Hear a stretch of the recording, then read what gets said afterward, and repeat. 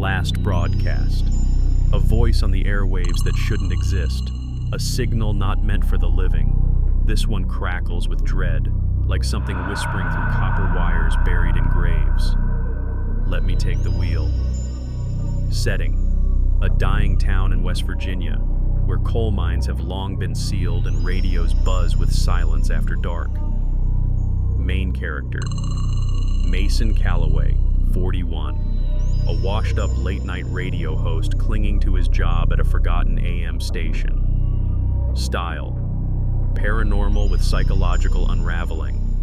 A slow bleed from eerie to terrifying. Let's tune in. Mason didn't remember falling asleep, but the red glow of the on-air sign was blinking when he woke up. His face stuck to a sheet of paper, the mic still hot. The clock read 3:02 a.m. He was alone. He always was. WMTR 11:30 a.m. had been his home for 15 years. What used to be a bustling local station was now a rotting building with mold in the walls and a budget thinner than dental floss. No guests, no callers, no live shows anymore. Just pre-recorded segments and whatever Mason felt like babbling about into the void of the Appalachian night. He wiped the drool from his chin, cracked his back, and leaned into the mic. You're listening to The Night Wire on WMTR, Morgantown's only midnight station. It's cold tonight, real cold. Stay inside, stay safe. He hit the next tape in the deck. A static hum filled the booth. His eyes drifted closed again. But then, something changed. The tape wasn't playing. The hum had a pattern, like someone breathing through static. Then a voice. Mason? He sat bolt upright. Not a recording, not his own voice. It came from the feed. He froze, hand trembling near the volume knob. Can you hear me? The voice said again. Female, calm, young, not a caller. The line was dead. He looked at the switchboard. Every line was dark. He didn't say a word, just sat, waiting, listening. The voice whispered again. It's me, Mason. It's Annie. He almost knocked over the mic. Annie, his sister, dead for 19 years. His hands went cold, not just cold, numb, like every nerve had shut off all at once. Annie had been gone since 2005, died in a house fire up on Oak Hollow Road. Mason was the one who pulled her from the rubble, or what was left of her. He hadn't said her name out loud in a decade. And now, here it was, dripping from the speakers. He leaned toward the mic, his breath shaking. Who is this? The response was instant. I told you, it's Annie. I finally found a way to call back. The static behind her voice swelled, thick and buzzing, like it wasn't just static, like there were other voices tangled up in hers, whispering behind her words. He stared at the switchboard again, still dead. He whispered, "No, you're not real." A long pause. Then, "You promised you wouldn't leave me there." His stomach flipped, because those were her last words, not in the hospital, not in the days after. Those were the last words she'd said during the fire. Screaming from behind the bedroom door he couldn't reach, flames licking at the ceiling. He hadn't told anyone that, not once. The mic hissed again. "Don't you want to know where I've been?" Something in Mason cracked. Yeah, I do." The room went quiet, and then the lights in the studio flickered, once, twice, then died. Only the on-air sign glowed now, red and pulsing like a wound. The speakers whispered, "Then tune in, Mason. Same time tomorrow."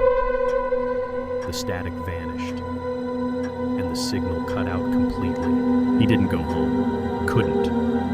Instead, Mason sat in the darkened studio, drinking cold coffee, staring at the dead console like it might spring back to life and apologize. But it didn't. WMTR had always been a ghost town of technology, barely held together with duct tape and prayer. But this was different. The voice had known things. On the morning when I came in at 6 a.m., Mason didn't say a word, just nodded, grabbed his coat, and left. That night, he returned 2 hours early. He didn't even cue up the usual midnight jazz or vintage baseball clips. He left the mic cold and sat staring at the VU meter, waiting for the needle to jump. At 3:02 a.m., it twitched. He didn't touch anything. The hum returned, smoother this time, like a soft wind across gravel. The voice followed. You came back. I wasn't sure you would. Mason leaned in. What is this? Where are you? There was a delay. Then, below, but not hell. Worse. No fire. Just echoes. And silence. So much silence. Her voice was off to me. Like she was underwater. And something else was beneath it, coiling around her words. That background noise again. Voices whispering, crying, chanting. Mason's hands started shaking. He reached for the game knob, turned it up. Annie's voice came through sharper. There are more of us, Mason. You only hear me because you're the one that left me. But there are others. They all want to talk. They all remember. The console lights blinked. Every line lit up. Calls. 12 lines, all glowing. He hadn't touched the switchboard. He stared at them. One began ringing, then the next, and the next. All 12 rang at once, a shrieking chorus, the studio flashing like a siren. He picked up the first line. Silence. Then a child's voice. He buried me in the quarry. He dropped the receiver. Another line rang. An old woman this time. You didn't see me. You ran the red light. I was still breathing.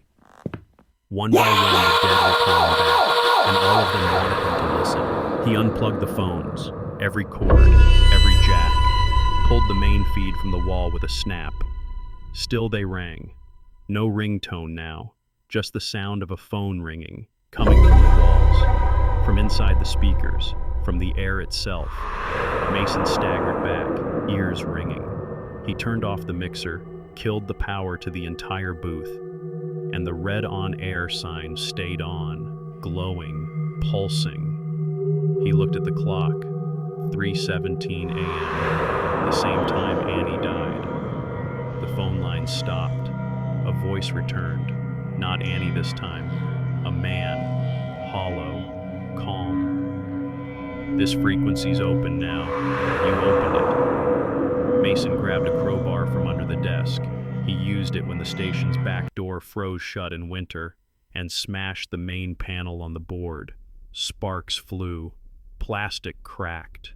The room went dark, dead silent, except for one final voice, soft and right behind him. We don't need the mic anymore, Mason. He turned. No one. But the temperature dropped. His breath fogged. And on the studio glass, scrawled from the inside, were the words, "Stay on the air." He ran, didn't look back. But when he got home, the clock on his microwave blinked 3:17. His radio, already playing. No station ID, no commercials, just static, and a woman's voice whispering on loop, "Don't turn us off." He unplugged the radio. Didn't matter. The voice kept coming, soft, like a memory you didn't know was yours. It bled from the kitchen sink, the vents, the seams in the walls. He wrapped the radio in a towel, shoved it in the freezer, buried it under frozen peas. Still heard her. You heard me, Mason. That makes you the signal man. He didn't sleep. Couldn't. Every screen in his apartment started flickering at 3:17 a.m. Sharp. His TV, his phone,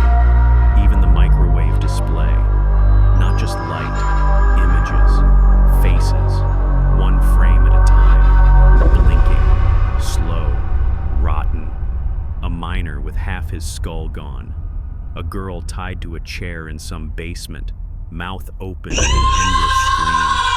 A baby floating in black water, eyes wide, lips moving in reverse. All of them looking at him. By daybreak, he'd lost 20 pounds. Or maybe it just felt that way. He showed up to the station the next night with a tape recorder, his own gear, his own feed. He wasn't going to run. He wanted proof. Wanted to record it, leak it, warn someone. This time the voice was waiting for him. Not Annie. Something else. Deeper. Hungrier. She was the first voice we used. She was already half broken. Mason's skin went cold. You let her die, so she let us in. Now you're going to carry us back. Every light in the studio surged, and the reel-to-reel recorder started itself, spinning, taping, broadcasting. Mason stood frozen in the booth as the walls throbbed with voices, hundreds now, thousands, some crying, some laughing, some screaming, raw and endless. And in the glass across from him, his own reflection started to move out of sync, smiling when he wasn't, blinking at the wrong times. It leaned closer and mouthed something he couldn't hear. The feed kicked live on every channel in the Tri-County area, not just AM, FM, television, police scanners, baby monitors. All of them, at once, began to broadcast the last call. And somewhere in the white noise, if you listen real close, you can still hear Mason begging someone, anyone,